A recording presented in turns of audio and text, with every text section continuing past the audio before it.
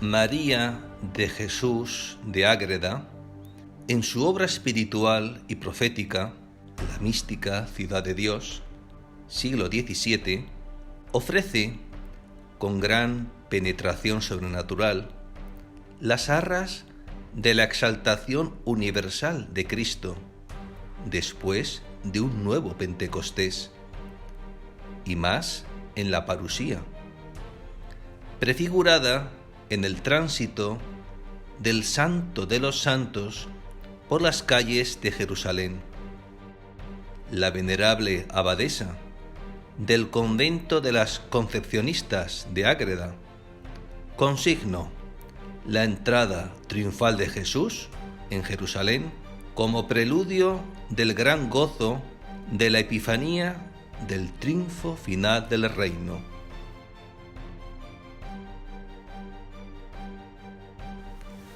Llegando el día, que fue el que corresponde al Domingo de Ramos, salió su Majestad con sus discípulos para Jerusalén, asistiéndole muchos ángeles que le alababan por verle tan enamorado de los hombres y solícito de su salud eterna.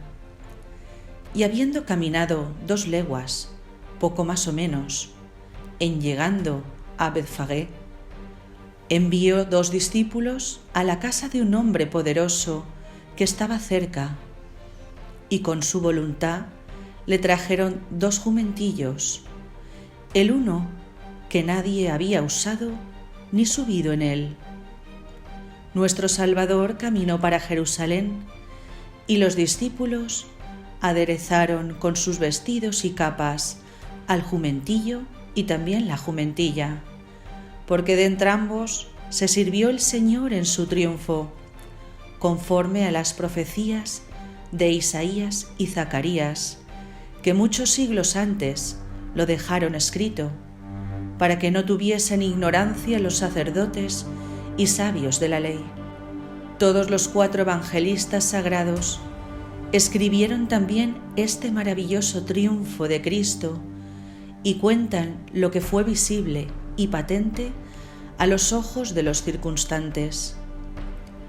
Sucedió en el camino que los discípulos, y con ellos todo el pueblo, pequeños y grandes, aclamaron al Redentor por verdadero Mesías, Hijo de David, Salvador del mundo y Rey verdadero. Unos decían: paz sea en el cielo y gloria en las alturas. Bendito sea el que viene como Rey en el nombre del Señor. Otros decían: sálvanos, Hijo de David. Bendito sea el reino que ya ha venido de nuestro Padre David.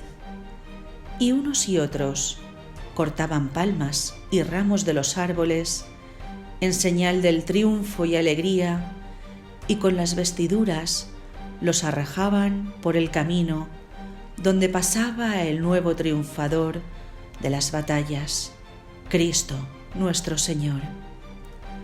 Todas estas obras y demostraciones nobles de culto y adoración que daban los hombres al Verbo divino humanado manifestaban el poder de su divinidad, y más en la ocasión que sucedieron, cuando los sacerdotes y fariseos le aguardaban y buscaban para quitarle la vida en la misma ciudad, porque si no fueran movidos interiormente con su virtud divina sobre los milagros que había obrado, no fuera posible que tantos hombres juntos, y muchos de ellos gentiles, otros enemigos declarados, le aclamaran por verdadero Rey, Salvador y Mesías, y se rindieran a un hombre pobre, humilde y perseguido, y que no venía con aparato de armas ni potencia humana, no en carros triunfantes, no en caballos soberbios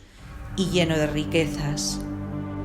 A lo aparente todo le faltaba, y entraba en jumentillo humilde y contentible para el fausto y vanidad mundana, fuera de su semblante, porque éste era grave, sereno y lleno de majestad, correspondiente a la dignidad oculta, pero todo lo demás era fuera y contra lo que el mundo aplaude y solemniza.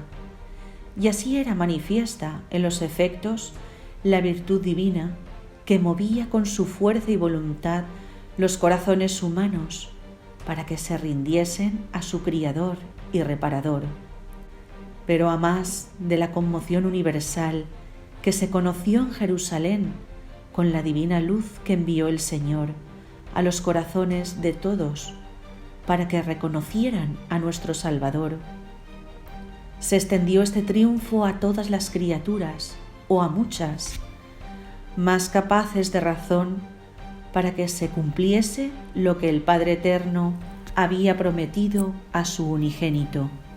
Porque al entrar Cristo nuestro Salvador en Jerusalén, fue despachado el ángel San Miguel a dar noticia de este misterio a los santos padres y profetas del limbo, y junto con esto tuvieron todos una visión particular de la entrada del Señor y de lo que en ella sucedía, y desde aquella caverna donde estaban reconocieron, confesaron y adoraron a Cristo nuestro Maestro y Señor por verdadero Dios y Redentor del mundo, y le hicieron nuevos cánticos de gloria y alabanza por el admirable triunfo que recibía de la muerte, del pecado y del infierno. Extendióse también el poder divino a mover los corazones de otros muchos vivientes en todo el mundo, porque los que tenían fe o noticia de Cristo, Señor nuestro, no solo en Palestina y sus confines, sino en Egipto y otros reinos, fueron excitados y movidos para que en aquella hora adorasen en espíritu a su Redentor y nuestro, como lo hicieron con especial júbilo de sus corazones, que les causó la visitación e influencia de la divina luz que para esto recibieron. Aunque no conocieron expresamente la causa ni el fin de aquel movimiento, pero no fue en vano para sus almas, porque los efectos las adelantaron mucho en el creer y obrar el bien. Y para que el triunfo de la muerte que nuestro Salvador ganaba en este suceso fuese más glorioso, ordenó el Altísimo que aquel día no tuviese fuerzas contra la vida de ninguno de los mortales, y así no murió nadie en el mundo aquel día, aunque naturalmente murieran muchos, si no lo impidiera el poder divino, para que en todo fuese admirable el triunfo. A esta victoria de la muerte se siguió la del infierno, que fue más gloriosa, aunque más oculta. Porque al punto que comenzaron los hombres a invocar y a clamar a Cristo nuestro Maestro por Salvador y Rey, que venía en el nombre del Señor, sintieron los demonios contra sí el poder de su diestra, que los derribó a todos cuantos estaban en el mundo de sus lugares y los arrojó a los profundos calabozos del infierno. Y por aquel breve tiempo que Cristo prosiguió esta jornada, ningún demonio quedó sobre la tierra, sino que todos cayeron al profundo con grande rabia y terror. Y desde entonces sospecharon que el Mesías estaba ya en el mundo, con más certeza que hasta allí habían tenido. Prosiguió el Salvador del mundo su triunfo hasta entrar en Jerusalén, y los santos ángeles que lo miraban y acompañaban le cantaron nuevos himnos de loores y divinidad con admirable armonía, y entrando en la ciudad con júbilo de todos los moradores, se apeó del jumentillo y encaminó sus pasos hermosos y graves al templo, donde con admiración de todos sucedió lo que referían los evangelistas de las maravillas que allí obró, y derribó las mesas de los que vendían y compraban en el templo, celando la honra de la casa de su padre, y echó fuera a los que la hacían casa de negociación y cueva de ladrones. Pero al punto que cesó el triunfo, suspendió la diestra del Señor el influjo que daba a los corazones de aquellos moradores de Jerusalén, aunque los justos quedaron mejorados y muchos justificados, otros se volvieron al estado de sus vicios y malos hábitos y ejercicios imperfectos, porque no se aprovecharon de la luz ni de las inspiraciones que les envió la disposición divina, y aunque tantos habían aclamado y reconocido a Cristo nuestro Señor por Rey de Israel, no hubo quien lo hospedase ni recibiese en su casa. La Divina Madre y Señora María Santísima estuvo aquel día en Betania, retirada a solas, para ver desde allí, con una particular visión, todo lo que sucedía en el admirable triunfo de su Hijo y Maestro. Vio lo que hacían los espíritus soberanos en el cielo, los hombres en la tierra, y lo que sucedió a los demonios en el infierno, y cómo el Eterno Padre en todas estas maravillas ejecutaba y cumplía las promesas que antes había hecho a su unigénito humanado, dándole la posesión del imperio y dominio de todos sus enemigos.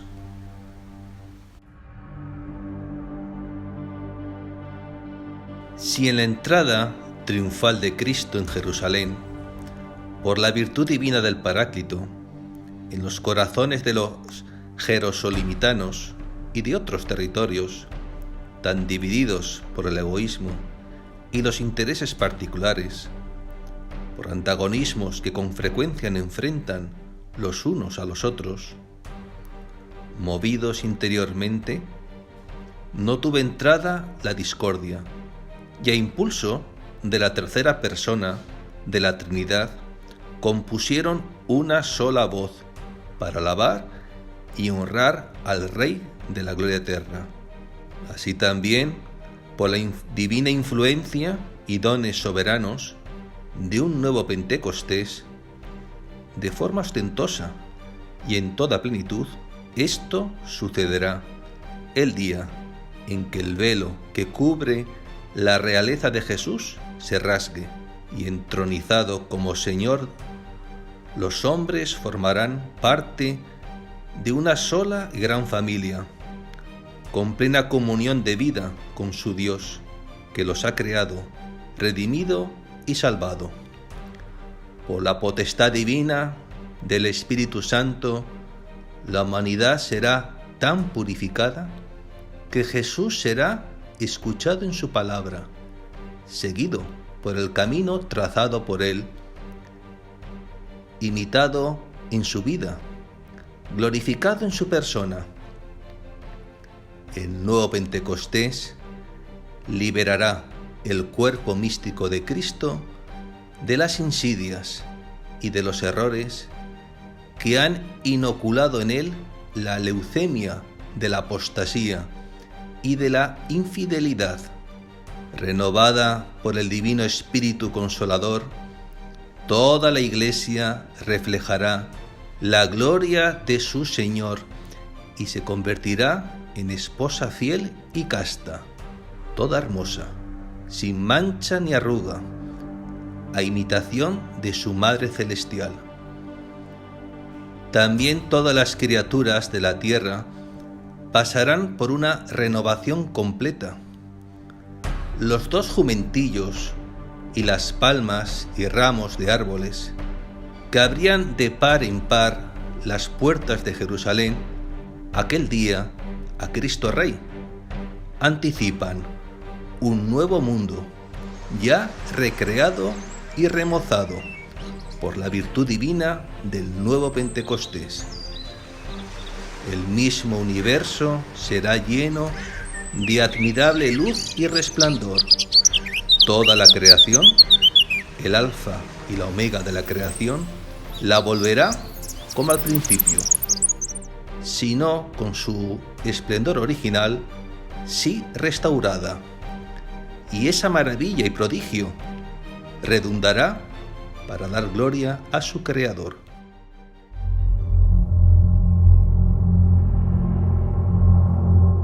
Dios dijo a Noé y a sus hijos: Yo establezco mi alianza con vosotros y con vuestros descendientes, con todos los animales que os acompañan, aves, ganado y fieras, con todos los que salieron del arca y ahora viven en la tierra.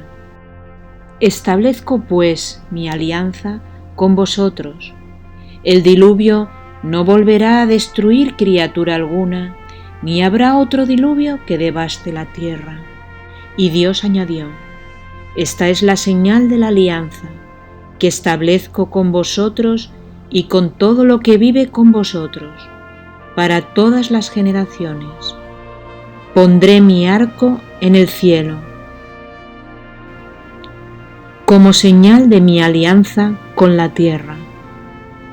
Cuando traiga nubes sobre la tierra, aparecerá en las nubes el arco, y recordaré mi alianza con vosotros y con todos los animales, y el diluvio no volverá a destruir a los vivientes.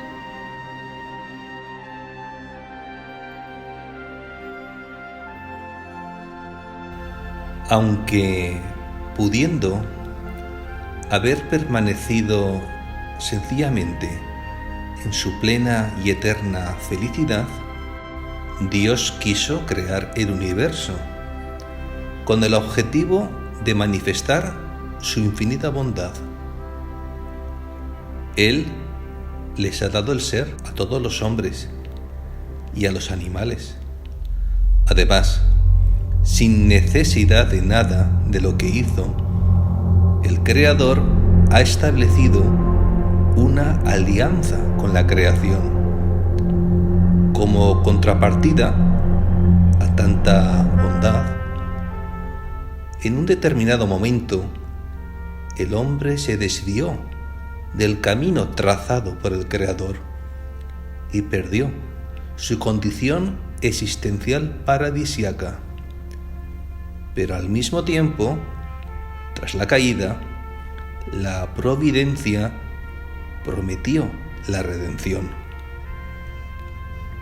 Poco después de que nuestros primeros padres empezaran a poblar el orbe con su descendencia, la maldad del hombre creció sobre la tierra, provocando una ruptura profunda entre los hombres y el Creador. Y para purificar las entrañas del mundo de tanta perversidad, Dios envió el diluvio. Así y todo, la figura de Noé, rodeado de animales en el arca, evocó la de Adán en el paraíso. Sea como fuere, tal como afirma la Sagrada Escritura, concluida la purificación de la humanidad por las aguas del diluvio, Dios estableció con Noé y su descendencia, junto con todos los animales que salieron del arca, una alianza que permanece en vigor mientras dura el tiempo de las naciones, hasta la proclamación universal del Evangelio, en la espera de que en el Redentor la creación sea liberada de la caducidad y participe de la gloria de los hijos de Dios. Tras el diluvio, los siglos van pasando y la humanidad alcanza un auge de decadencia que marca simultáneamente la plenitud de los tiempos y un misterio. Esto es, la segunda persona de la Santísima Trinidad asume la naturaleza humana para redimirnos, manifestando por nosotros un amor extraordinario, más allá de toda medida, a fin de que el universo restaurado, ya sin el obstáculo del príncipe de este mundo, esté al servicio de los justos, participando en su glorificación en Jesucristo resucitado. Si el soplo de Dios está en el origen del ser y de la vida de toda criatura, es justo que el Espíritu del Señor reine, santifique y anime la creación. Lo cierto es que en la cueva de Belén, donde nació Jesús, el Cristo, hay dos animales, el buey y el asno, profetizado por Isaías. Conoce el buey a su dueño y el asno el pesebre de su amo, pero Israel no conoce, mi pueblo no discierne. Sobrepasa, de hecho, a nuestro intelecto que Dios prometiera en la alianza que estableció después del diluvio, que ya no castigaría más a la tierra con agua, y sin embargo, la redención culmina en un diluvio de sangre, pues como si no bastase la flagelación, la coronación de espinas y todos los sufrimientos de camino al Gólgota, Jesús permitió que, estando ya crucificado, una lanza le atravesase su divino corazón y al punto saliera sangre y agua, o sea, un diluvio de sangre. En cualquier caso, el buey y el asno recuerdan que la pérdida del jardín de Edén también afectó a la naturaleza, por lo que la tierra es hostil y áspera para dar sus frutos. A fin de cuentas, la humanidad, el mundo, no son aún lo que llegarán a ser, según la promesa incluida en la resurrección de Cristo. Por eso aguardamos la parusía. Esta, más que ser una venida de Cristo al mundo, es una ida del mundo y los hombres a la forma de existencia gloriosa de Cristo resucitado. En cierto modo, el hecho de que, empujado por el Espíritu Santo, Jesús pasara 40 días y 40 noches con los animales del desierto, dejándose tentar por Satanás, evidencia que el ser humano está unido con todos los demás seres vivientes que pueblan la tierra. Humanos y animales están esencialmente unidos, ya que han sido creados juntos, como narra la Biblia. Además, han sido salvados juntos en el arca de Noé, y con todos Dios ha sellado una alianza expresada en el arco iris.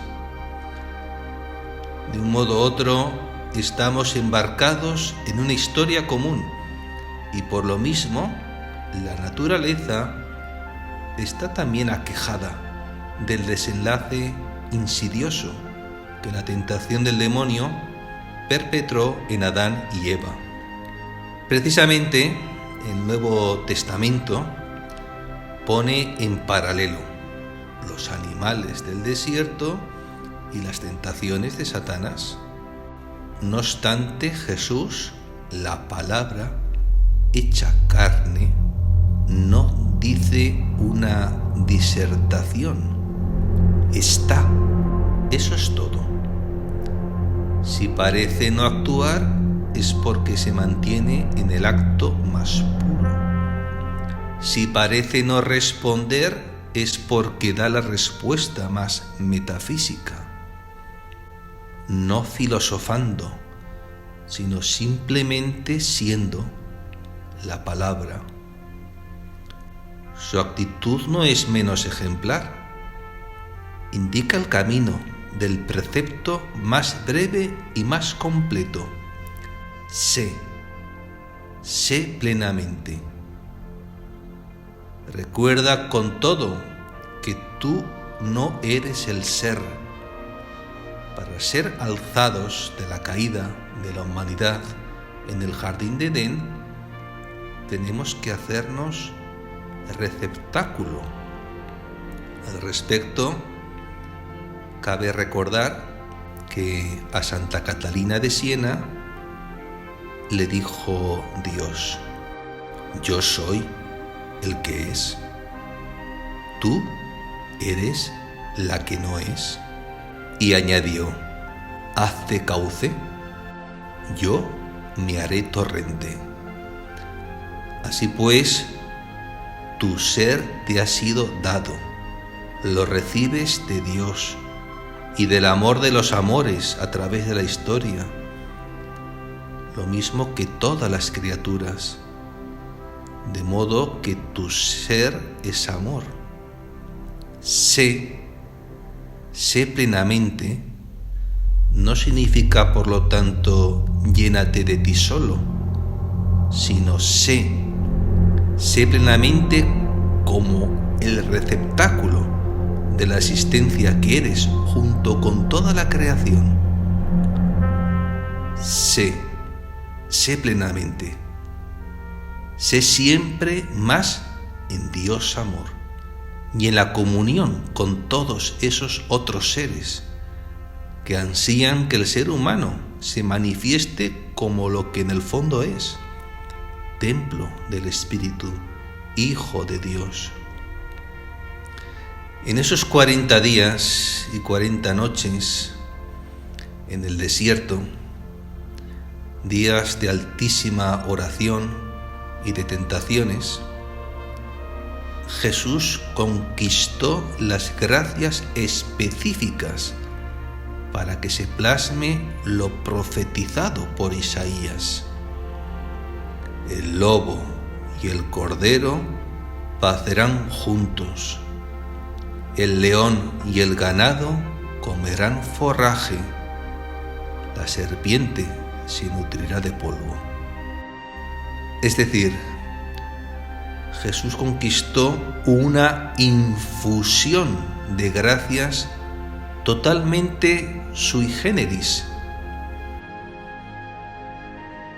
Unas gracias que dará inicio a una nueva era histórica, en la cual el desbordamiento sobrenatural de un nuevo Pentecostés habrá inducido la paz entre los animales, dando a la faz de la tierra un nuevo brillo, donde lucirá lo que el ser humano es, de estirpe real, algo muy noble y muy libre.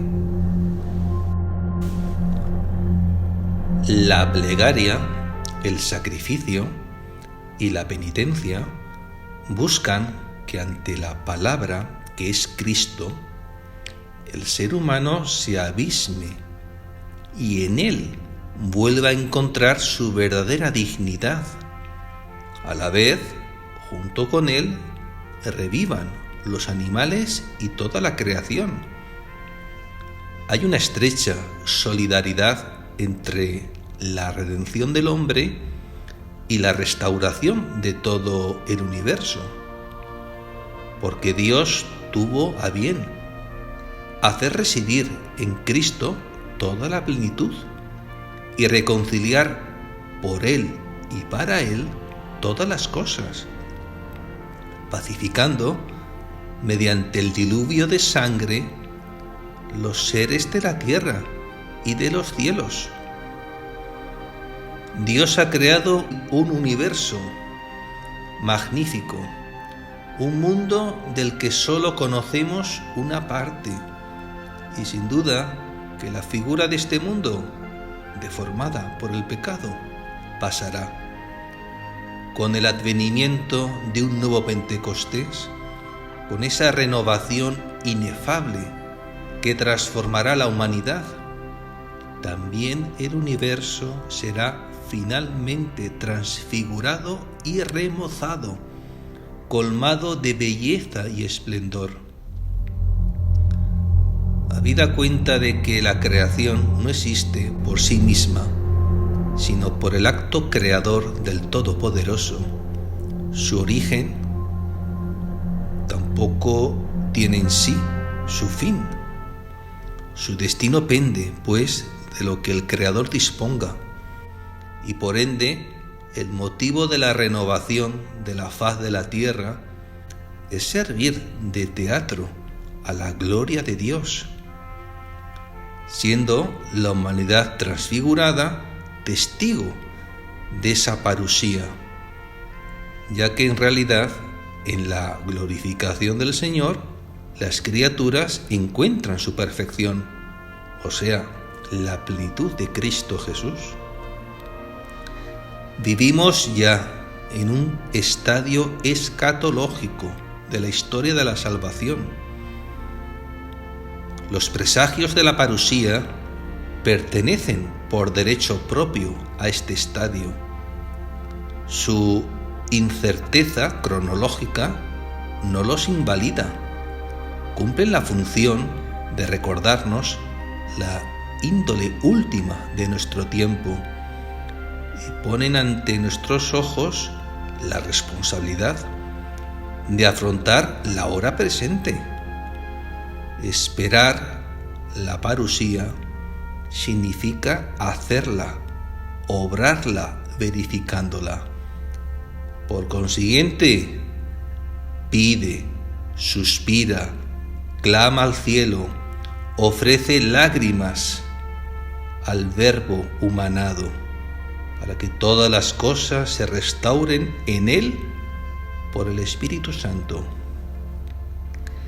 Quien confiesa su fe en la parusía está manifestando su esperanza en un mundo y una humanidad donde la justicia, la libertad y la vida no son verdades a medias, sino gloriosa realidad que va a ser realizada a la luz de un nuevo Pentecostés y que por ende es ya realizable.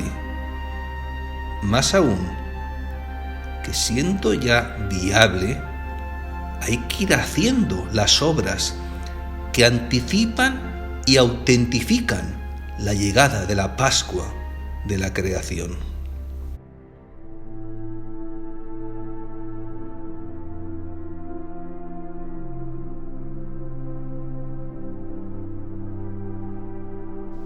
En aquel tiempo Jesús se llevó a Pedro, a Santiago y a Juan, subió con ellos solos a una montaña alta y se transfiguró delante de ellos. Sus vestidos se volvieron de un blanco deslumbrador, como no puede dejarlos ningún batanero del mundo. Se les aparecieron Elías y Moisés conversando con Jesús. Entonces Pedro tomó la palabra y le dijo a Jesús: Maestro, qué bien se está aquí. Vamos a hacer 3 chozas, una para ti, otra para Moisés y otra para Elías. Estaban asustados y no sabía lo que decían.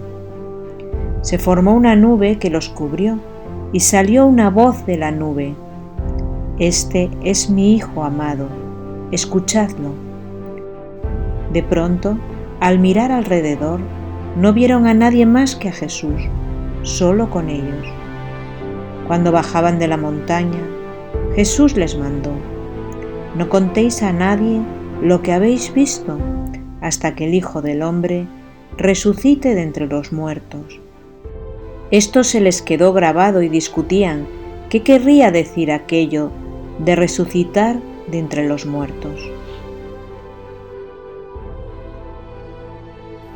La palabra de Dios presenta la revelación activa del Espíritu Santo, que se posa en Cristo y en Él transfigura y libera al mundo del humo de Satanás que le envuelve. Con otras palabras, lo que vio aquel monte Tabor, aquella tierra, aquel cielo, aquellos apóstoles, fue una visión anticipada del nuevo Pentecostés, en el tiempo en que todo el universo renovado proclamará a Jesucristo, Hijo del Altísimo, imagen perfecta del Padre, aquel por el que han sido hechas todas las cosas y que tiene el poder de someter a Él todas las cosas. Si el hombre no puede ser sin el mundo, y si el mundo se polariza dinámicamente hacia el hombre, es claro que la renovación del uno ha de repercutir en el otro. Un mundo cristalizado en su figura actual no sería el marco connatural de una humanidad transfigurada. Esta no hallaría en él el corolario a la Nueva Jerusalén. Siendo el mundo, por así decirlo, el cuerpo ensanchado del hombre, ha de estar en correlación con una humanidad globalmente remozada. Por consiguiente, un cielo nuevo y una tierra nueva son el resultado de un universo gestado y alumbrado con la transfiguración del hombre incoado en el acontecimiento de un nuevo Pentecostés. Esa nueva configuración de la creación se inauguró con la resurrección del Señor, primicia de la transfiguración a la que todos estamos destinados. Y aunque la realidad del mundo, ontológicamente transformado por la Pascua de Cristo, no aparece aún a plena luz, justamente el misterio de la transfiguración del Señor inserta en nuestra existencia una perspectiva que, abierta a la brisa suave del nuevo Pentecostés, prepara para abrir las puertas a una nueva era en la cual la humanidad, liberada del yugo de Satanás, conocerá el esplendor del reino nuevo, alumbrado por la luz del Rey del Universo y por aquella que es la medianera de todas las gracias.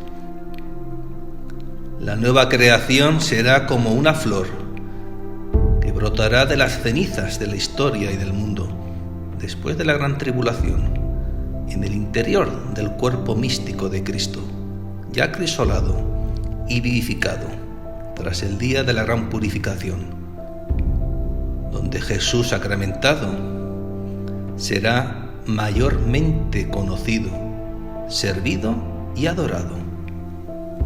Mismamente, los últimos tiempos, periodo dedicado a la conversión y al combate espiritual contra el maligno, invitan a percibir el misterio de la transfiguración, un momento de gloria y esplendor, para calar lo que hay detrás de las apariencias, las cuales, de hecho, constituyen una parcela de la realidad y no la realidad entera, cardinal y esencial, que se oculta a los sentidos. Pedro, Santiago y Juan, antes del Viernes Santo, en el Tabor, vieron el mundo como es, ontológicamente transformado por la luz pascual.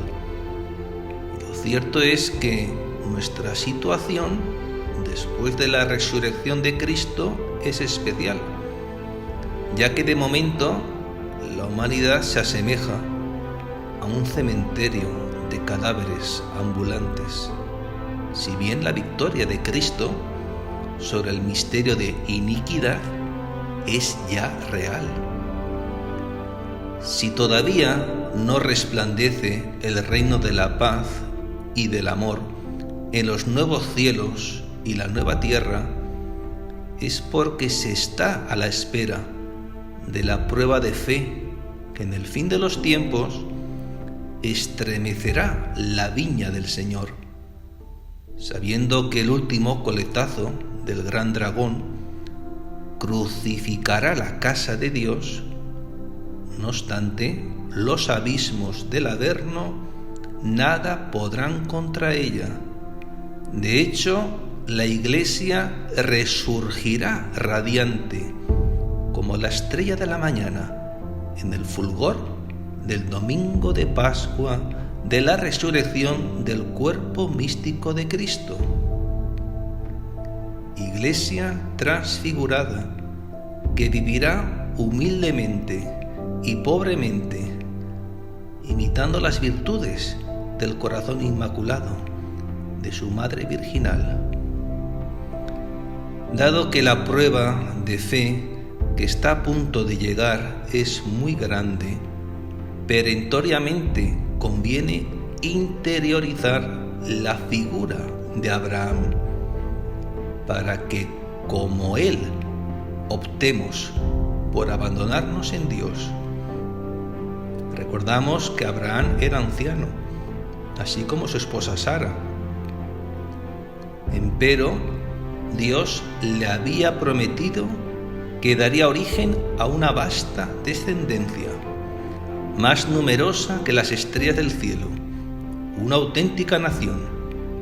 Ahora bien, este no sería un pueblo común, ya que de él nacería el Redentor. Abraham creyó, y a pesar de su avanzada edad, nació de él Isaac. En un determinado momento, Dios sometió a Abraham a una prueba, pues como retribución a un privilegio que él concede, debe existir sacrificio y abnegación. Y cuanto mayor la dádiva, mayor la donación requerida a la criatura. Así, para estar a la altura del don y tener la gloria de ser antepasado del Mesías, era necesario que Abraham demostrase una total docilidad a los designios de la providencia. Sin ese mérito no habría base suficiente para una vocación de tamaña grandeza. Dios exige el holocausto de Isaac. La Biblia no dice nada acerca de las aflicciones interiores, de las perplejidades o de los problemas axiológicos que Abraham hubiera tenido ante tal situación. Finalmente, con tal tamaño calvario interior, él puso a Isaac sobre el altar, pero Dios no permitió que lo matase, porque no necesitaba esa ofrenda. Quería más bien la entera conformidad de Abraham a su divina voluntad, por desconcertantes que fuesen las apariencias. Así y todo, el Todopoderoso, que perdona la vida del hijo de Abraham, no dispensa la de su unigénito, ni lo exime del más ignominioso de los suplicios, es decir, la muerte de cruz. Como afirma la Sagrada Escritura, no se reservó a su propio Hijo, sino que lo entregó por nosotros. ¿Cuáles son los designios que hay detrás de esto?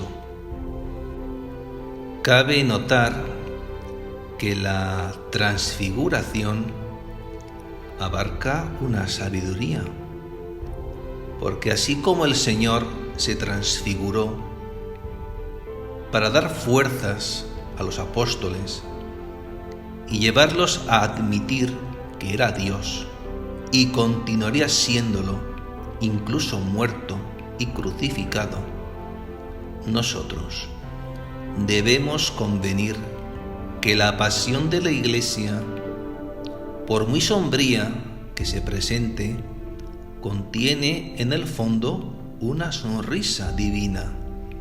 Esto es el prodigio de un nuevo Pentecostés, con el fin de no perder la fe cuando la Iglesia atraviese una horrorosa crisis. Con ese horizonte sobrenatural de la realidad, en el tiempo aciago del Viernes Santo del cuerpo místico de Cristo, podremos beber del cáliz del dolor, con la certeza de que vendrá un nuevo Pentecostés y habrá un solo rebaño y un solo pastor.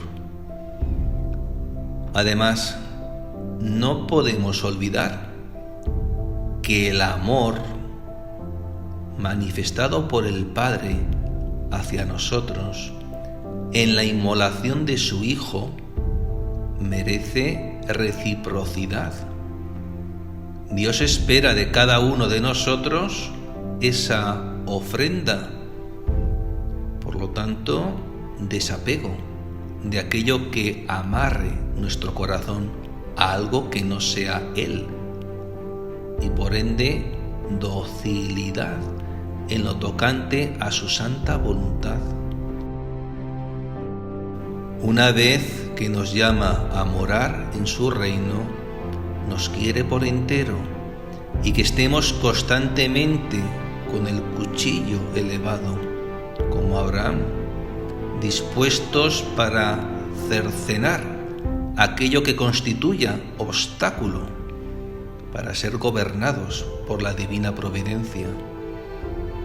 La esperanza del nuevo Pentecostés no exime de cumplir nuestras tareas y deberes. La vida espiritual es un bajar el cuchillo sobre cualquier apego desordenado, un negarse a sí mismo y llevar la cruz. Quien la lleva pacientemente se salva, y quien la lleva impacientemente se condena. Quien en el Vía Crucis se humilla y resigna con la voluntad de Dios es viador de un cielo nuevo y una tierra nueva. Quien se engríe e irrita, abandonando el divino querer, es réprobo para el lago de fuego y azufre. Tan grande es el júbilo que traerá el espíritu del nuevo Pentecostés, que justificará todos los sinsabores del Viernes Santo de la Iglesia. Por el cumplimiento perfecto de la divina voluntad, todo el cuerpo místico de Cristo, ya transfigurado, será Nueva Jerusalén, porque la Santísima Trinidad se encontrará como en su nuevo jardín de Edén. El Nuevo Testamento enseña que si el grano de trigo no cae en tierra y muere, queda infecundo, pero si muere da mucho fruto.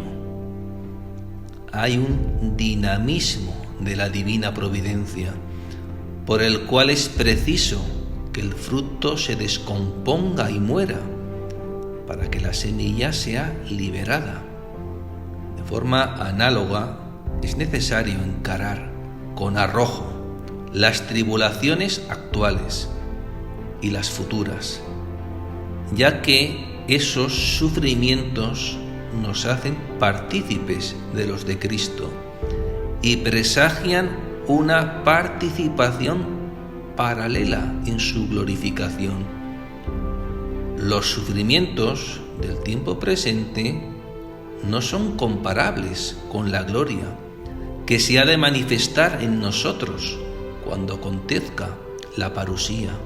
Las aguas de nuestra humanidad serán transformadas en el vino nuevo del amor divino.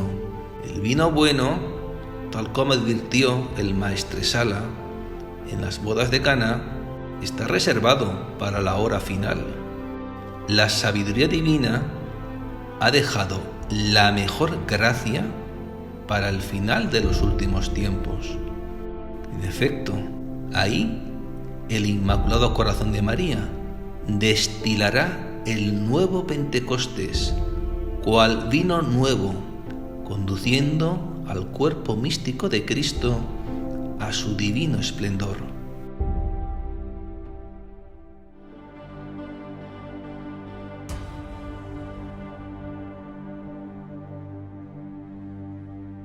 Se acercaba la Pascua de los judíos y Jesús subió a Jerusalén y encontró en el templo a los vendedores de bueyes, ovejas y palomas, y a los cambistas sentados. Y haciendo un azote de cordeles, los echó a todos del templo, ovejas y bueyes, y a los cambistas les esparció las monedas y les volcó las mesas, y a los que vendían palomas les dijo: «Quitad esto de aquí, no convirtáis en un mercado la casa de mi Padre». Sus discípulos se acordaron de lo que estaba escrito: «El celo de tu casa me devora». Entonces intervinieron los judíos y le preguntaron: «¿Qué signos nos muestras para obrar así?». Jesús contestó: «Destruid este templo y en 3 días lo levantaré». Los judíos replicaron: 46 años ha costado construir este templo, ¿y tú lo vas a levantar en 3 días? Pero él hablaba del templo de su cuerpo. Y cuando resucitó de entre los muertos, los discípulos se acordaron de que lo había dicho y dieron fe a la Escritura y a la palabra que había dicho Jesús. Mientras estaba en Jerusalén por las fiestas de Pascua, muchos creyeron en su nombre, viendo los signos que hacía. Pero Jesús no se confiaba con ellos, porque los conocía a todos y no necesitaba el testimonio de nadie sobre un hombre, porque él sabía lo que hay dentro de cada hombre.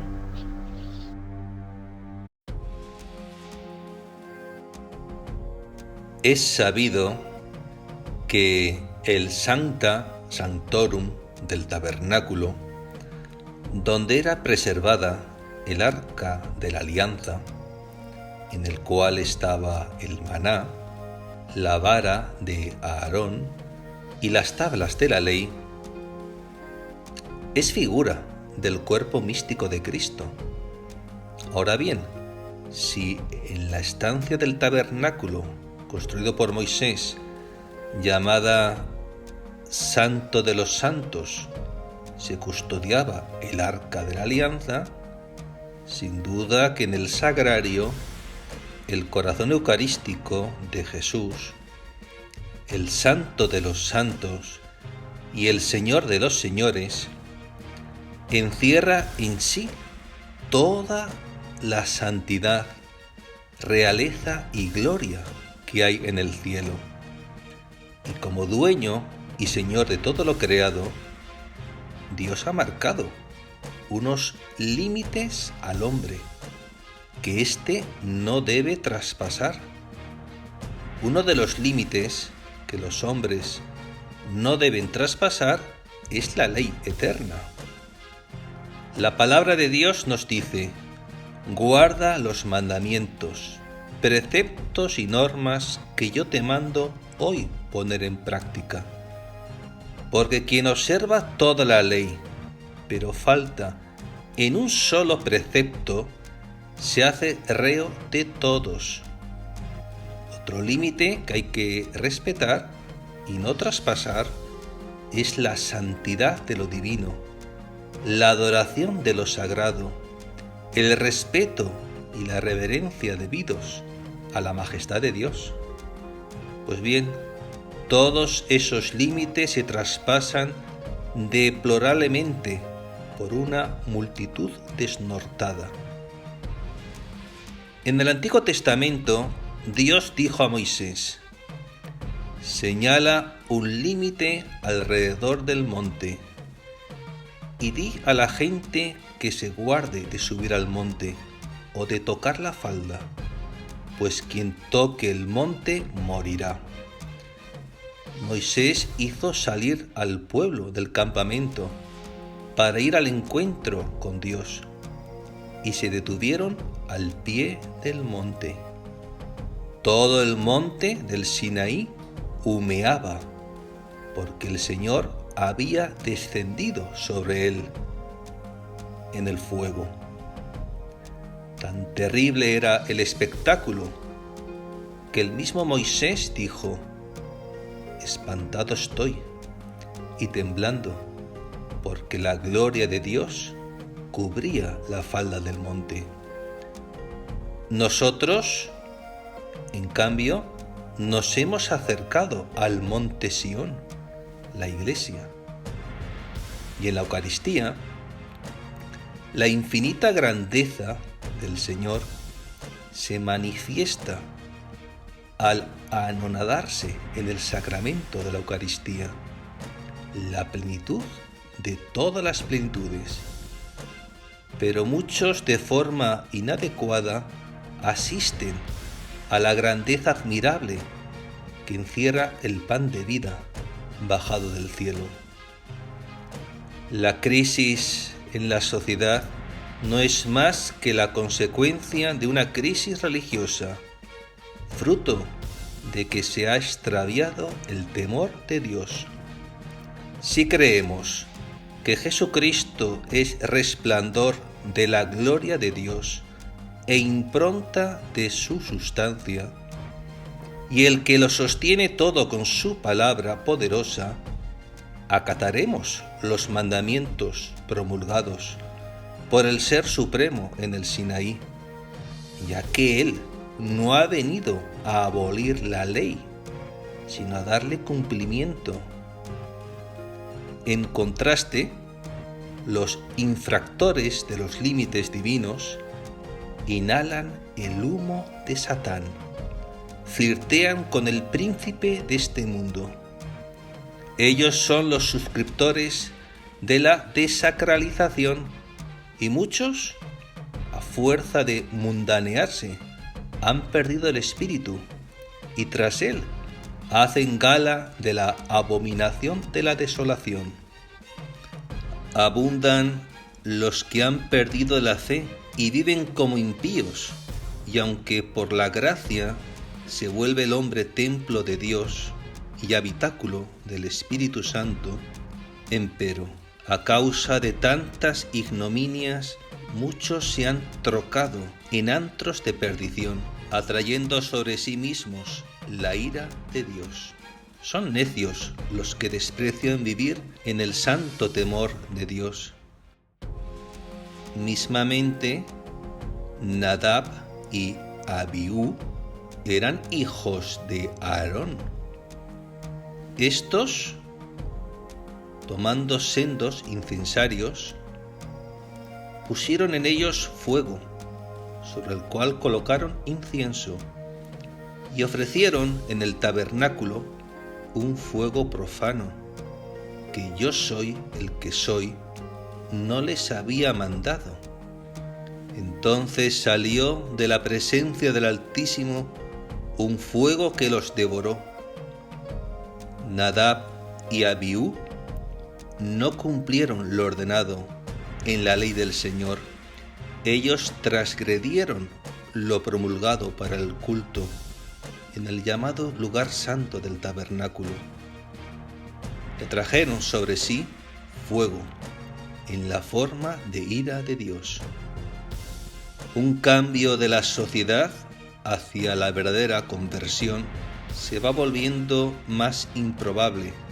Muchos se comportan como Nadab y Abiú, convierten lo sublime en terrenal y con soberbia y frivolidad humanizan lo divino, es decir, traspasan el límite de la reverencia y del respeto debidos a la insondable grandeza de Dios. Nunca, como ahora, se ha visto tanto sacrílego acercarse al altar para recibir el cuerpo de Cristo.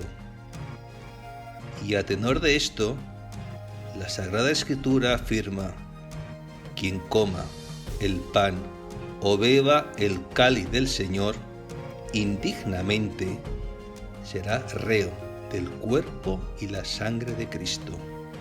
Con un corazón limpio, una conciencia recta y una fe sincera, uno se acerca a la Eucaristía. Y en la Santa Misa, sacrificio de la cruz, cuando Jesucristo, verdadero Dios y verdadero hombre, se hace presente en el pan vivo bajado del cielo, la gloria del Dios invisible se hace visible a través de la fe. La gloria de su divinidad cubre el altar del sacrificio, y los allí presentes, estando en gracia de Dios, participan de esa gloria y brillan con el resplandor de la luz eterna. Una sola Santa Misa bastaría para salvar y santificar a los santificados en Cristo Jesús, llamados a ser santos. Con todo se profana la importancia que el santo sacrificio en sí mismo tiene. Y ante tanta impiedad, una minoría arde en celo por el Señor. Unos pocos sufren y claman a Dios en su aflicción, porque la humanidad ha traspapelado el temor de Dios y se complace en que la casa de oración sea mudada en una cueva de bandidos. También en tiempos de Jesús fue vilipendiado el templo, y de una de esas profanaciones el Señor fue un testigo de excepción, y llevado por el celo santo, echó fuera del templo de Jerusalén a los cambistas, las ovejas y a los bueyes. La implacable actitud de Jesús en el templo no derribó solamente las mesas de los comerciantes, sino también cualquier posible objeción contra la noción de un azote divino para corregir los talantes transgresores. Las profecías sobre los últimos tiempos son un recordatorio que los ultrajes que se cometen en la tierra contra Dios y contra cada una de las tres divinas personas es una obra perversa, planificada por Satanás y sustentada por todos aquellos que viven en la necedad y en el desacato, sin temor a rendir cuentas al juez de vivos y muertos. Que la irreverencia actual termine como terminó Sodoma y Gomorra, consumida por el inefable fuego flagelador, es irrevocable, y contemplando la abominación en la que se jacta un gran número de personas, lo verdaderamente insólito es que esto no haya sucedido ya. Sea como fuere, el Señor tiene paciencia con nosotros. No quiere que algunos perezcan, sino que todos lleguen al sublime conocimiento de la majestad y de la grandeza de Dios. Una sabiduría que lleva a la piedad, a la adoración, al respeto y a la reverencia al Señor. Previamente a que el grado de abyección llegue a su clímax, el fuego del nuevo Pentecostés aniquilará toda iniquidad, y una humanidad nueva, resurgida de las cenizas, limpia y renovada en la llama del amor divino, con anhelos de santidad, permanecerá en la casa de Dios, entregada a la alabanza, a la piedad, a la adoración y a la reverencia, para con el augusto sacramento. Antes que el orbe sea purificado por medio de lenguas de fuego, mientras muchedumbres caminan en el paroxismo de la degradación moral y religiosa, y el número de almas ardorosas y firmes en la fe queda reducido a un remanente fiel, que fortalecido por la gracia levanta el estandarte de la virtud y de la ortodoxia. Cabe notar que el Espíritu de Dios tiene el designio de conducir hacia una determinada dirección a la humanidad, eligiendo al resto fiel como instrumento suyo. Y llegado el momento, después de muy denigrada la ley de Dios y agraviada la santidad de lo divino, en el ápice de la historia, con la brasa ardiente de un nuevo Pentecostés, a partir del puñado fiel y sirviéndose de esa minoría fiel, proveniente de todos los rincones de la tierra, hacer progresar los mejores réditos del diluvio de sangre derramado para nuestra redención en el Gólgota. Será propiamente una nueva era histórica en la cual las almas respirarán el temor de Dios como los cuerpos respiran el aire. Deberá contener en sí una reparación de todo el mal practicado en el pasado y sobre todo en nuestros días, realizando finalmente la voluntad de Dios en esta tierra, como es realizada en el reino de los cielos.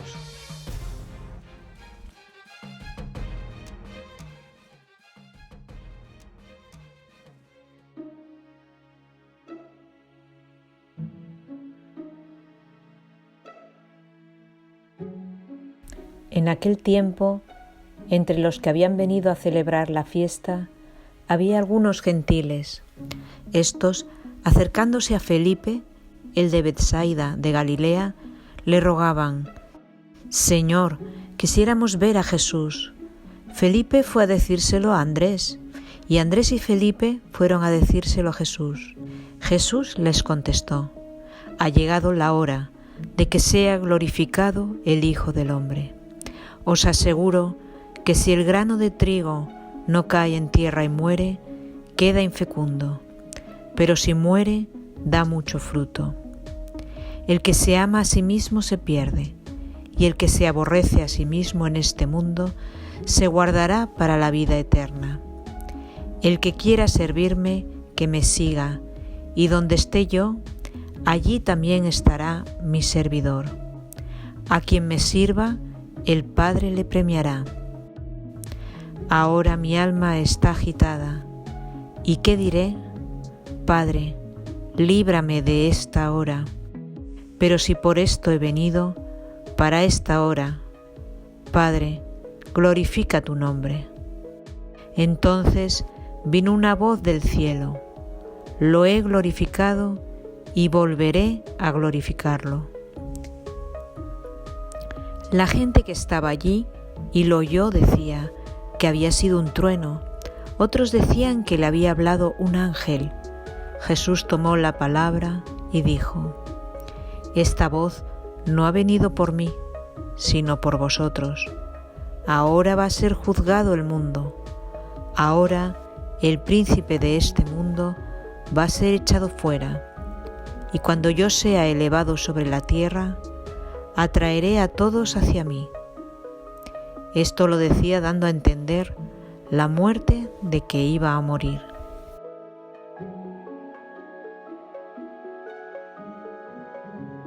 Todas las formas de pecado participan en algún grado, del odio a Dios que reina entre los ángeles caídos en su máxima intensidad.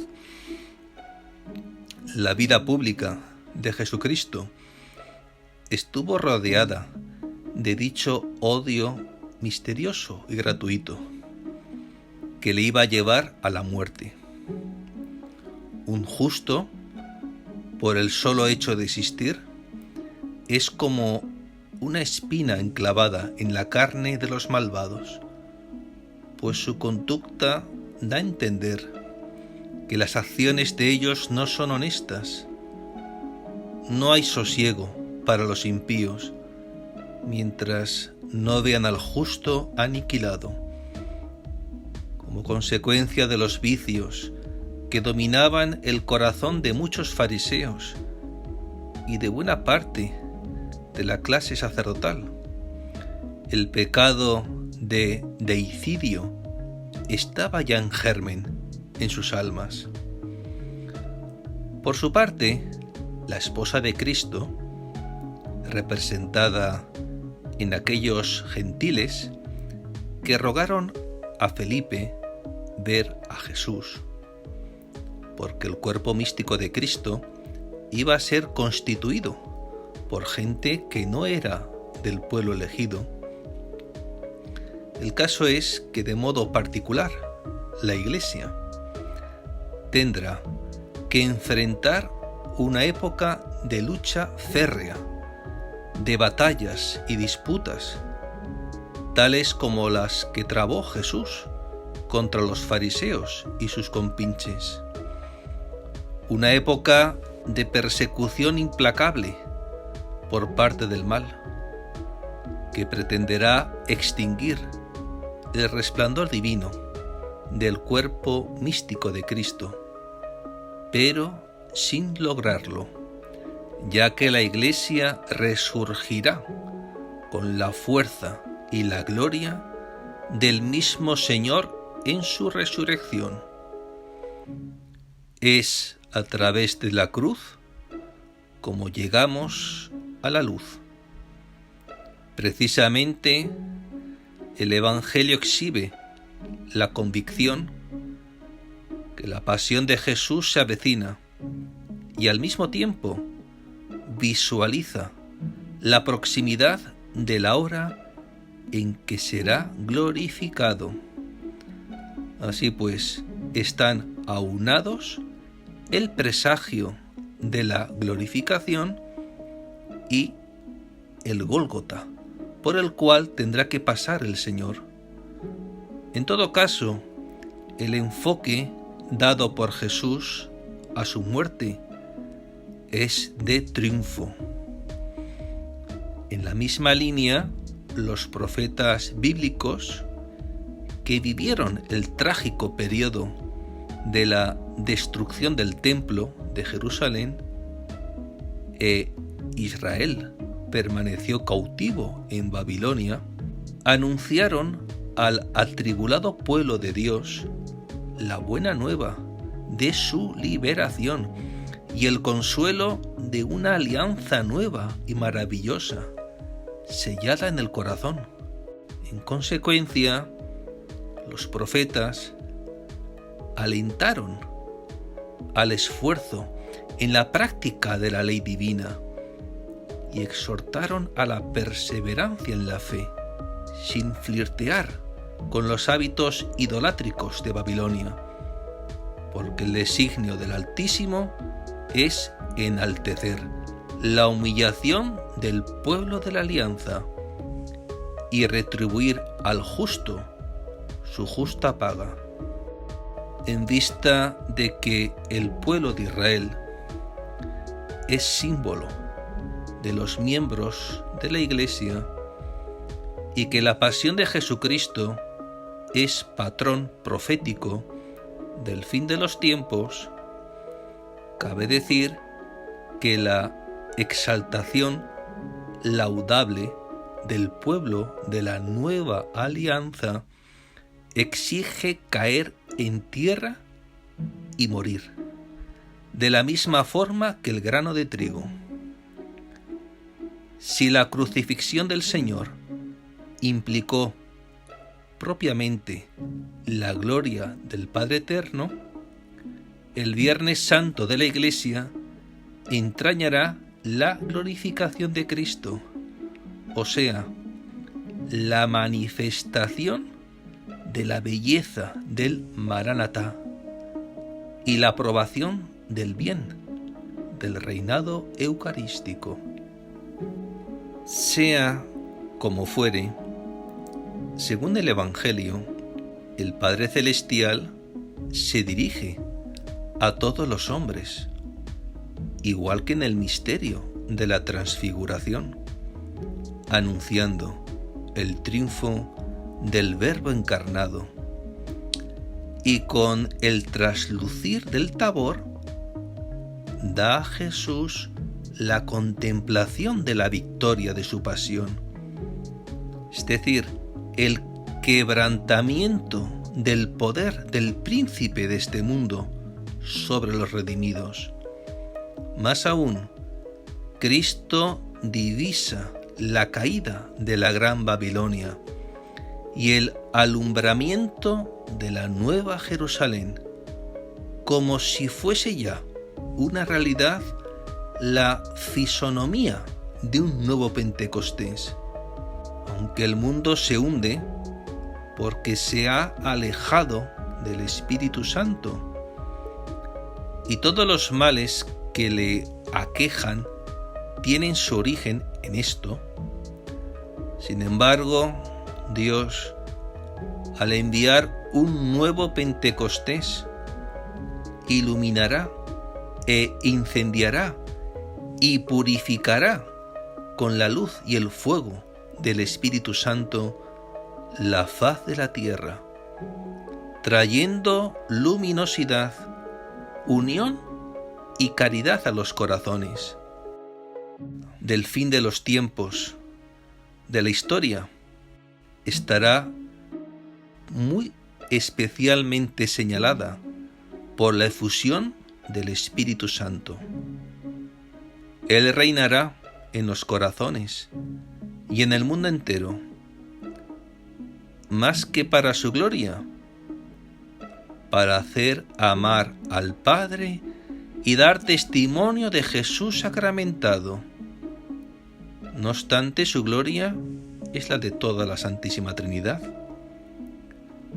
Si un Viernes Santo se cierne sobre el cuerpo místico de Cristo, una restauración moral y espiritual más grande que el mal que a la humanidad aqueja, se fragua, ya que el advenimiento de un nuevo Pentecostés, llegado el tiempo del reinado del Espíritu Santo, de una manera patente en sus efectos, asombrará e impulsará a la Iglesia al vértice de su máximo esplendor, porque Él es el autor de toda gracia, erigiéndose una era de paz tras la gran tribulación que habrá en la tierra, tan extremadamente dolorosa como no la hubo nunca ni la habrá jamás.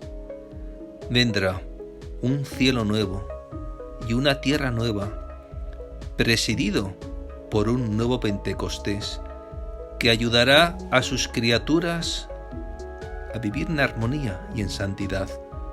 Cielo nuevo y tierra nueva no significa una creación distinta de la que ya existe, sino que alegóricamente bosqueja la condición de los hombres en estado de gracia. Esto es, una nueva humanidad revestida de Cristo. Es el cielo nuevo, donde el Señor establecerá su reino de justicia, de paz y de amor. Una nueva generación es la tierra nueva, porque nuevos serán los pensamientos y deseos de los hombres. En efecto, habrán comprendido cabalmente que los afanes desordenados apartan de Dios, y teniendo esto en cuenta, vivirán santamente en su presencia eucarística. Si bien lenguas de fuego del Espíritu de amor renovarán todo el mundo, que será completamente transformado por la mayor manifestación de la divina misericordia y transfigurado así en aquel jardín de vida y belleza en el que Dios pueda otra vez reflejarse complacido. El alma de los moradores de la nueva civilización del amor irá alcanzando la vía unitiva con Dios, acercándose más a la condición de bienaventurado celeste. En contraste, el cuerpo, tal y como estaba, en su estado original, no se podrá recuperar. Estará igual que ahora, pero mucho más mortificado y mucho más recatado, aunque está borrada la culpa original. En la era de paz que vendrá, quedará la pena de una naturaleza caída. El hecho de que la humanidad recupere el estado inicial en el espíritu, no del todo en la carne, tendrá su correlato en el medio ambiente. Pensemos que en el paraíso el hombre, admirablemente equilibrado, gustaba de la apacibilidad de la naturaleza, que era imagen del sosiego temperamental del ser humano. A decir verdad, en estos tiempos perversos, la corteza terrestre se estremece y sacude bruscamente con temblores y seísmos. Las aguas rugen en amenazantes tsunamis y lluvias torrenciales causan riadas y catastróficas inundaciones. El viento golpea y devasta con violentos fenómenos atmosféricos, llamados huracanes o tifones. De un modo u otro, todas estas convulsiones de la naturaleza reflejan el endurecimiento del corazón de los hombres, una humanidad que se burla del Hijo verdadero y predilecto de María. Pronto la creación dejará de estar trastornada, porque aquel que llena todas las cosas sin estar contenido por sus límites, Dios, consustancial al Padre y al Hijo, transfigurará con generosidad y prodigalidad al ser humano, la obra maestra del Creador, y lo hará de una manera tan inefable que las inclemencias y los desórdenes de la naturaleza se disiparán con la vivificante venida de un nuevo Pentecostés, y se constatará que las flores y las plantas brotan sobre la faz de la tierra, esparciendo tranquilidad y paz de espíritu. Habrá tal renovación del corazón humano con la visitación del Espíritu Santo, que las personas brillarán por dentro y por fuera como 1000 constelaciones de luz.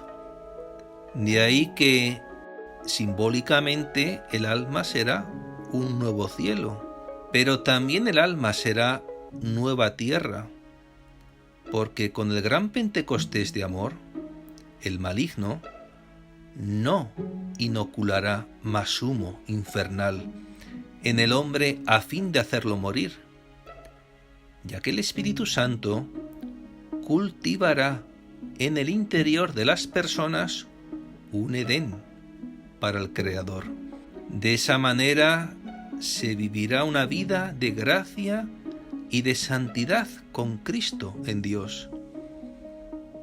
Se trata de una nueva creación, pero es una creación de gracia, de hijos de Dios, que renovarán la tierra, aquellos que no adoraron a la bestia, permaneciendo fieles a la Escritura, tradición y magisterio. Los que, rechazando la impiedad de Babilonia, se adhirieron al corazón de María y formaron un solo espíritu con el corazón de Jesús. El nuevo Pentecostés quitará el corazón de piedra y dará un corazón de carne. Después del trasplante, metafóricamente, la vieja Jerusalén ya no existirá. En la nueva época está transfigurada en Nueva Jerusalén. La nueva humanidad, transformada por el Espíritu Santo, se parecerá a María. La nueva creación del nuevo Pentecostés será hacer en el alma humana corazones semejantes al de María para Cristo y para el mundo.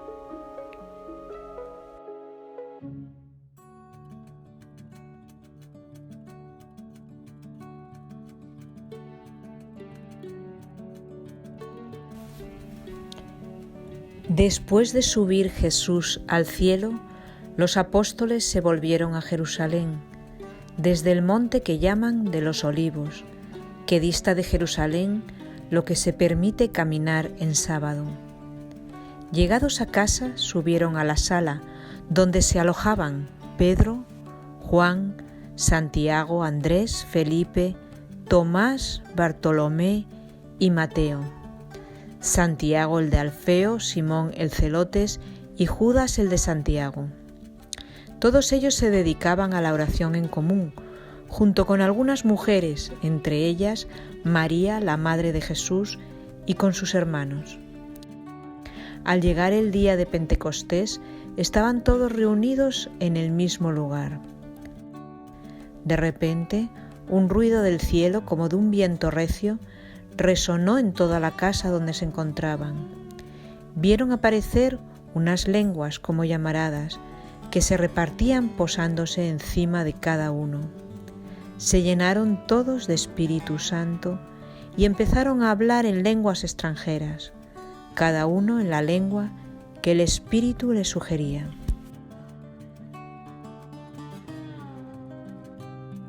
Nada es el hombre por sí solo, y nada puede lograr en el camino de la perfección sin el auxilio divino. Recae sobre el Paráclito la acción de santificar y de guiar a las almas hacia la verdad completa, de iluminar el espíritu, de llenar el conocimiento de sabiduría y ciencia, de diversidad de dones, de promover los carismas y de instar al bien. Con todo, la acción del Paráclito está aún inconclusa, pues los hombres no han alcanzado aún la verdad plena.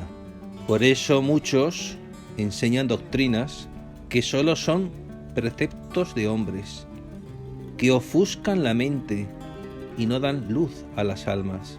La verdad es desconocida para muchos, porque la verdad no es patrimonio de la mayoría. La verdad fue perseguida y colgada de un madero.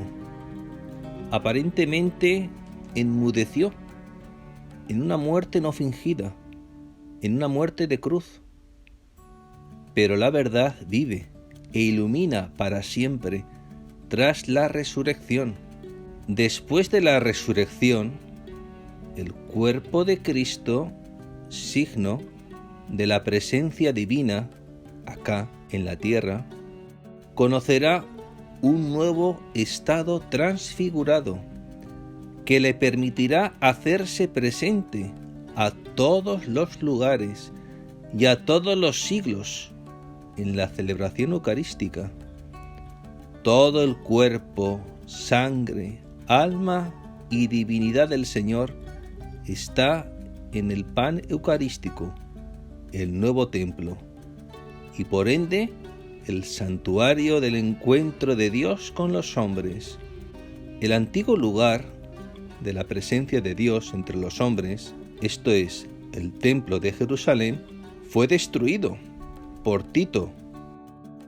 Previamente, el Jueves Santo, Jesús instituyó la nueva forma de presencia de Dios entre su pueblo, es decir, el nuevo templo, que sustituiría al edificado por Salomón, o sea, el Santísimo Sacramento del altar. Desde entonces, donde está la sagrada forma, está el nuevo templo del encuentro de Dios con la humanidad. De ahí que la serpiente primigenia trata de lograr que el sacramento de los sacramentos sea abolido. Bastará un decreto de supresión del rito de consagración de las especies sacramentales. De ese modo, con la desmantelación del nuevo templo, reinará la bestia y el nuevo Israel vivirá el misterio del sepulcro hasta que en el lugar donde reine el misterio de iniquidad se eleve el trono del corazón eucarístico de Jesús, encumbrado por un nuevo Pentecostés. La lucha entre la luz y las tinieblas, esa es la esencia de la historia, el factor que la explica en su sentido más profundo. Lo que surge de ahí es una marea creciente de pecados, esto es, el desencadenamiento salvaje de la rebelión humana, mas el Todopoderoso está tenazmente resuelto a no permitir que la maldad prevalezca sobre la bondad. Está decidido a que la historia sea historia de salvación y no de perdición. Ciertamente, la prevaricación de la humanidad desencadenará un cataclismo: retirar al Santísimo Sacramento de los sagrarios e instaurar un nuevo rito de adoración a la bestia. Obviamente los cristianos fieles serán muy perseguidos. De esta forma, el cuerpo místico de Cristo estará unido a la suerte del corazón eucarístico del Señor, como también lo está María Santísima, Madre de la Iglesia.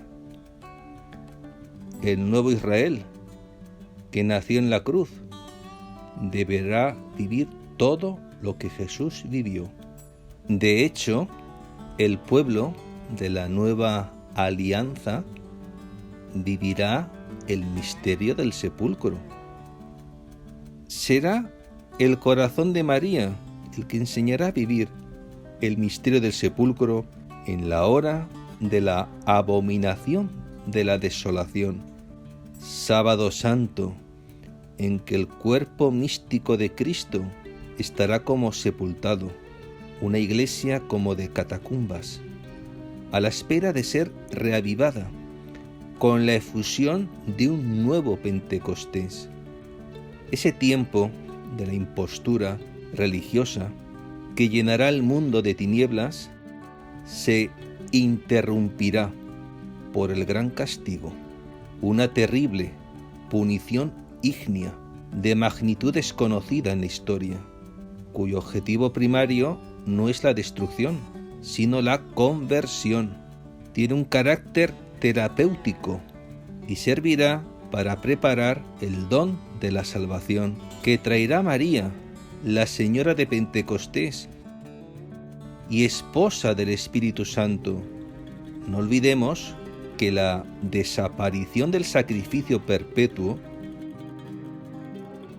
dará lugar a la desolación en el orbe, que redimido por Cristo se convertirá en un mundo salitroso e inhabitable por secarse las fuentes de agua de vida. Desde esta perspectiva, el gran castigo aparece como medicinal, pues impedirá así una destrucción de la tierra total e inevitable, por haber perdido su única razón de ser, esto es, la glorificación de Dios, que sólo la celebración de la Eucaristía puede procurar. De otra parte, importa no olvidar que tras la crucifixión del Señor, el Sábado Santo, no quedó más que el sepulcro cerrado y la opacidad de las tinieblas de la tierra. Con todo, la Virgen María no dudó ni un instante que su Hijo Jesús es la luz del mundo, que Él es la resurrección, aunque el corazón eucarístico del Señor, en las tinieblas glaciales del sepulcro, se le consideró por Herodes y Caifás como no teniendo ya ninguna función que desempeñar entre los hombres.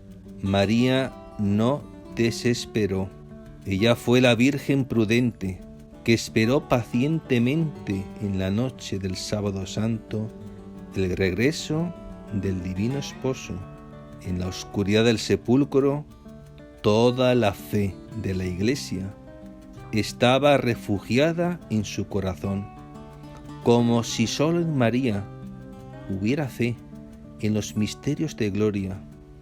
Luego, el nuevo Israel deberá vivir el Sábado Santo de la Iglesia en el corazón doloroso e inmaculado de María, porque ella es la vía sacra para la nueva venida del Señor y el Edén sacro para la efusión del gran Pentecostés de amor, pues justamente en el corazón de la Madre, la Iglesia, el cuerpo místico de Cristo, el nuevo Israel será transfigurado en Nueva Jerusalén. El santificador viene en medio de la terrible confrontación entre la luz y las tinieblas. En la pasión de la Iglesia habrá que aguardar con confianza lo naturalmente imposible, y ello porque el cuerpo místico de Cristo opera no con el limitadísimo factor de la posibilidad humana, sino con el ilimitado caudal de la potencialidad divina. Ahora bien, no se concede a los hombres ningún don celestial que no pase por las manos virginales de María Santísima, porque tal es la voluntad de Dios, que quiere que todo lo tengamos por la Madre de la Iglesia. En rigor, la mujer vestida del sol, constituida en tesorera y dispensadora de los dones y gracias del Altísimo, jamás aplica las riquezas y méritos de su Hijo, Jesucristo, independientemente de San José, patriarca del pueblo de Dios. La Madre de Pentecostés nunca procedería emancipada del esposo que Dios le había designado, habituada como está a ser obediente al casto y amante corazón de San José, con toda la alegría de su corazón inmaculado. Nada hace sin su consentimiento y muestra una gran inclinación para unirse a todas sus peticiones, confiriéndoles una fuerza irresistible ante la benevolencia del Señor. No recibimos dádiva alguna del cielo sin que haya pasado antes por los corazones de ambos. Por ese motivo, la comediación de San José, inseparable de su virginal esposa en el orden de la gracia, infundirá un nuevo Pentecostés que revertirá de forma inexorable el dominio del maligno. Ellos, exterminadores de los enemigos de Dios y fieles capitanes de sus ejércitos y de sus triunfos, son los enemigos más terribles que Dios ha suscitado contra Satanás y los secuaces del diablo. Y por medio del corazón doloroso e inmaculado de María y del corazón casto y amante de San José, otra vez centellará sobre nosotros el fulgor del Espíritu Santo tan pródigamente que el imperio del demonio será calcinado y chamuscada la soberbia corona de las huestes del mal.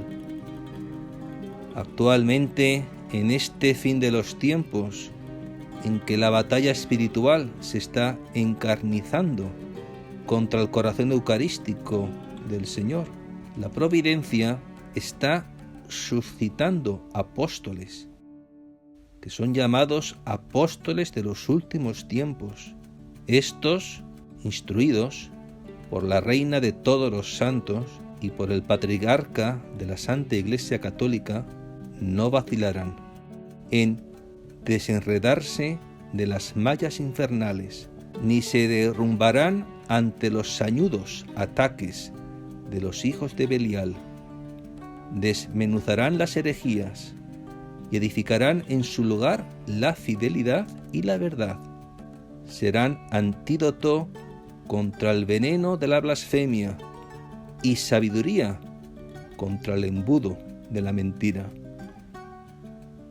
Reunidos en modo excelente en la devoción a los 7 dolores y gozos de San José, Padre de la Sagrada Familia y protector de los últimos tiempos, y congregados en torno al Inmaculado Corazón de María en un nuevo cenáculo de oración, afín al cenáculo de Jerusalén, viven en la aurora del nuevo Pentecostés, clamando, discerniendo y preparando el corazón para acoger los dones de Dios enviados para estos tiempos, gracias que allanan los obstáculos para poder beneficiarse del advenimiento del Espíritu Santo. Realmente, la nueva generación de un nuevo cielo y una nueva tierra, teniendo a María por madre y a José por padre, será alter Christus, asemejándose al corazón del Rey y Señor. El nuevo Pentecostés será propiamente la entronización del corazón eucarístico de Jesús, y en ese reinado eucarístico la sociedad crecerá tanto en dignidad que los hombres, aun viviendo en esta tierra, serán semejantes a los bienaventurados del reino de los cielos. La realidad de los hechos nos demuestra que nuestra sociedad es como un edificio moral y espiritual en escombros. Así y todo, lo cierto es que la restauración de esas ruinas será portentosa, porque la venida del fuego regenerador del Espíritu Santo transformará las almas, como ocurrió con los apóstoles reunidos en el cenáculo de Jerusalén con la Virgen después de la ascensión del Señor, y alumbrado la nueva humanidad y elevado Jesús hostia, el nuevo templo del encuentro de Dios con los hombres, y llegado el más grande milagro de gloria y de misericordia que los siglos han conocido, florecerá la nueva civilización del amor, en la cual la cultura, las instituciones, la familia, en fin, todos los elementos que constituyen la vida en este mundo, vivirán desde el amor que palpita en la Eucaristía. a decir verdad, se exhalará un esplendor tal de la luz, de la virtud, que superará en dominio lo que son las tinieblas de esta época en la que vivimos. Tal cambio cualitativo, generador de la revelación de la realeza de Cristo, imprimirá en la historia una aceleración irrefrenable hacia su consumación, porque el gozo total de la parusía tendrá lugar cuando el número completo de los elegidos esté corporalmente glorificado en el reino escatológico de la Jerusalén celestial.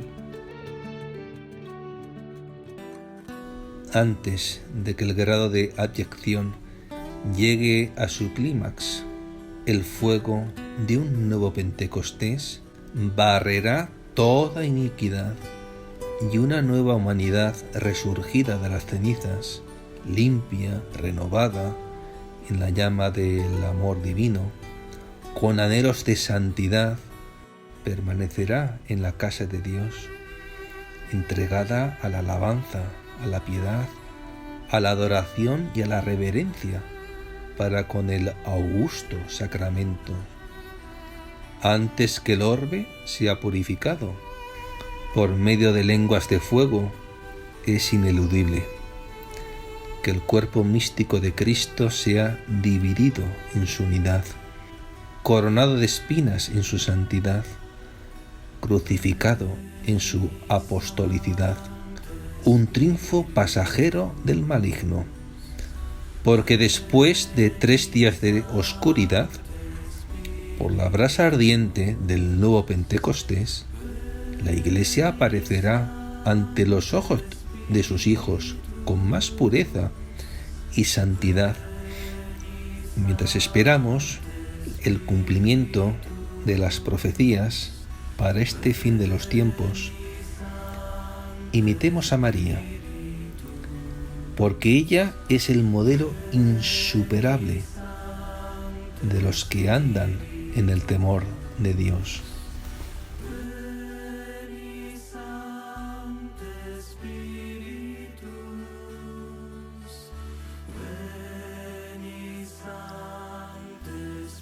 El Señor esté con vosotros. Y con tu espíritu.